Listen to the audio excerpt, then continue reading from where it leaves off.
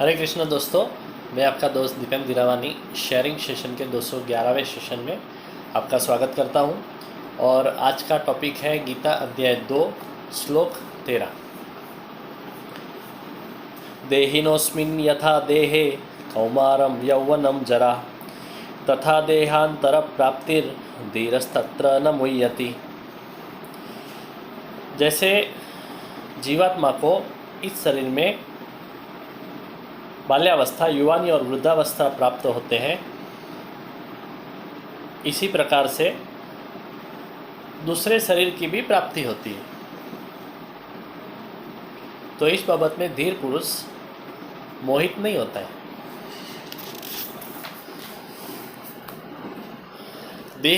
देह से देही अलग है, ऐसा अब भौतिक विज्ञानवादी भी उनको भी लगने लगा है कि देह से देही अलग है। वो भी ऐसा सोचते हैं कि अणु परमाणु का संग्रह विचारशील कैसे हो सकता है। How can this collection of atoms be a thinking machine. शरीर के साथ मन, बुद्धि और आत्मा भी जाता है, ये कृष्ण को मान्य नहीं है। मन, बुद्धि और आत्मा को तो नए देह की प्राप्ति होती है और इसके लिए पुनर्जन्म है। ये सत्य हकीकत है, ये हकीकत है।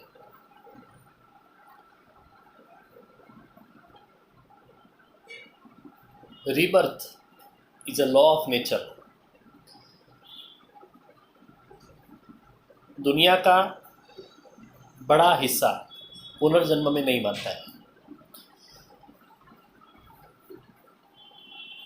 लेकिन पुनर्जन्म है, ये हकीकत है। वैसे तो न्यूटन के पहले भी गुरुत्वाकर्षण के नियम को किसी को भी मालूम नहीं था, मगर वो नियम तो पहले भी कार्यान्वित था। पहले पेड़ पे से फल ऊपर तो नहीं जाते थे ना, नीचे ही गिरते थे। तो ये नियम तो पहले से कार्यान्वित था।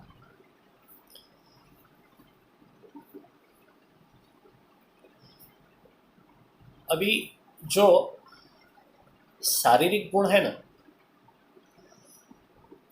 वो आदमी में या तो बच्चे में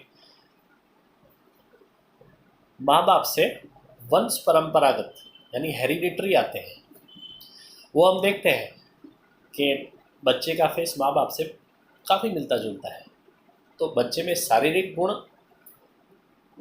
वारसागत हेरिडिटरी आते हैं माँ बाप से, लेकिन जो बच्चे के मानसिक गुण है ना, वो जन्मांतर से साथ में लेके आता है और यही पुनर्जन्म को सिद्ध करता है।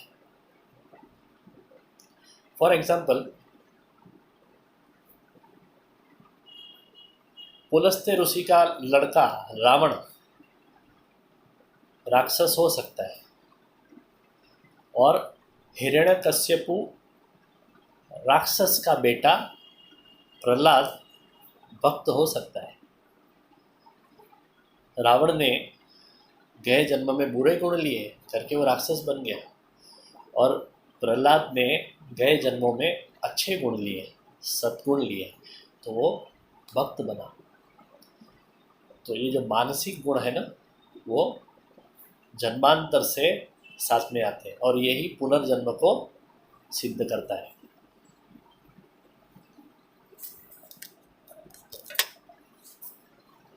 अभी जो सामाजिक विषमता है,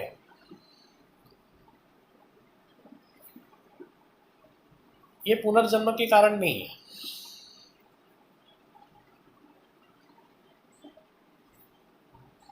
समर्थ जो है ना, वो बहुत जल्द आगे बढ़ता है। बोलते हैं ना, सर्वाइवल ऑफ द फिटेस्ट। तो ये सामाजिक विषमता ये सर्वाइवल ऑफ फिटेस्ट के कारण है। मगर सर्वाइवल फिटेस्ट में क्या होता है कि कोई अशक्त और कोई सशक्त, ऐसा क्यों होता है?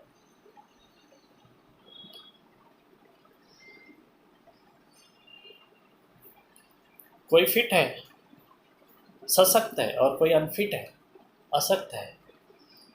तो ये जो सामर्थ्य है ना, सामर्थ्यशीलता का जो ये बीज है ना, वो पुनर्जन्म से आता है। हम देखते हैं कि कोई जो बच्चा है बड़ा स्मार्ट होता है, बड़ा टैलेंटेड होता है जन्म से ही। यानी वो 4-5 साल का बच्चा अच्छा सिंगर होता है, कोई अच्छा वाजिंत्र बजाता है, कोई तबला बजाता है, कोई वायोलिन बजाता है, कोई बेंजो बजाता है। जन्म से 4-5 साल का, उसने किससे सीखा नहीं। 4-5 साल में क्या सीखेगा वो? मगर इतना मास्टर होता है वो। तो वो कैसे आया? माँ बाप ने सिखाया। माँ बाप क्या सिखाएंगे 4-5 साल के बच्चे को? तो वो गए जन्मों से लेके आया है। पुनर्जन्म है ये यहाँ पे सिद्ध होता है। कोई बच्चे बड़े अच्छे स्पीकर होते हैं, 7-8 साल में वो स्पीच देना चालू करते थे, और कोई बेचारे बोल भी नहीं पाते बराबर। तो ये जो कोई फिट है, कोई अनफिट है, तो उसके जो बीज है ना, वो पुनर्जन्म से आते हैं।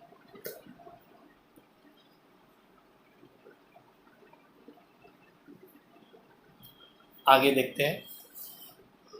अभी अगर पुनर्जन्म है, पूर्व जन्म है, तो उसकी स्मृति क्यों नहीं है? ऐसी कुछ लोगों की दलील है। उसकी याद हमें क्यों नहीं है? मीन्स उसकी पुनर्जन्म की यादें अपने को क्यों नहीं है? अगर पुनर्जन्म या पूर्व जन्म है तो उसकी स्मृति क्यों नहीं है? वो याद क्यों नहीं है अपने को पुनर्जन्म? अभी देखो भाई, इस जन्म की भी सभी बातें हमको कहाँ पे याद रहती है? और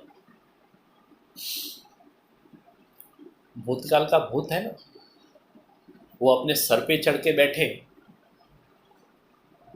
या तो सर पे चढ़ के ना बैठे, उसके लिए विस्मृति है ना, वो भगवान की बड़ी कृपा है, वो भगवान का बड़ा तोहफा है हमको।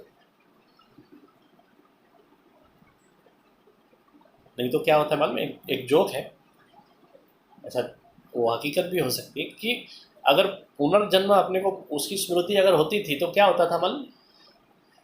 कोई रास्ते पे से कोई बिल्ली जा रही है, पुनर्जन्म का ज्ञान है, अरे ये तो अपने गए जन्म की पत्नी है, उसको गले मिलेंगे और घर पे लेके आएंगे। कोई गधा जा रहा है, पुनर्जन्म की स्मृति है अपने को, वो गधे को पैर पड़ेंगे, अपन बोलेंगे ये तो पिताजी, चलो मेरे साथ घर में। तो ये तो बड़ी गड़बड़ हो जाएगी फिर। तो पुनर्जन्म का स्मृति अपने को नहीं है ना, वो ईश्वर का आशीर्वाद है, ईश्वर का ब्लेसिंग है अपने को, है कि नहीं? अच्छा, अभी ये पुनर्जन्म के मुख्य 4 कारण है। सबसे पहला है उत्तरोत्तर विकास, यानी लॉ ऑफ इवोल्यूशन। दूसरा है कर्मवाद, लॉ ऑफ जस्टिस। तीसरा है ऋणानुबंध, यानी कि law of attraction and repulsion. And चौथा है जागतिक जरूरत, यानी कि लॉ ऑफ यूनिवर्सल नेसेसिटी।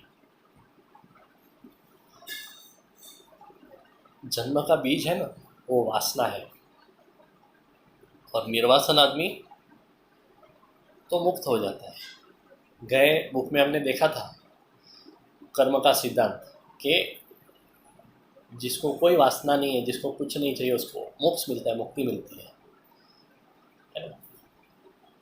तो गीताकार जो है वो 3 अवस्थाएं बाल्यावस्था, युवानी और वार्धक्य यानी कि बुढ़ापा।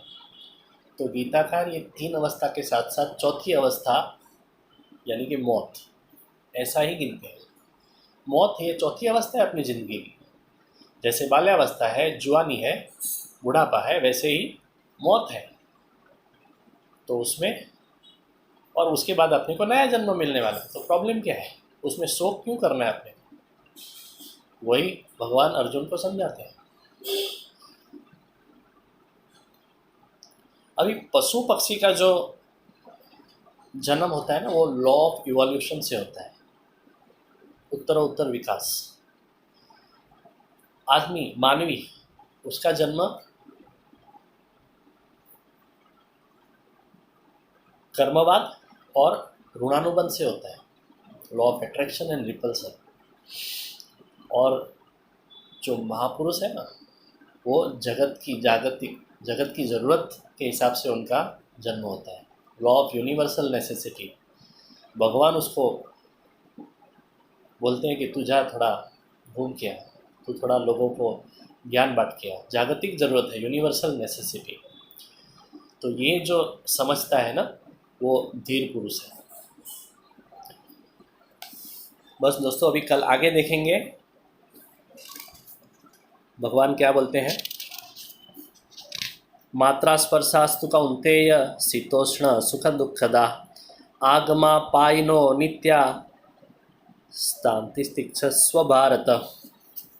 वसुदेवसुतं देवं कंसचाणूरमर्दनं देवकी परमानन्दं कृष्णं वन्दे जगद्गुरुं।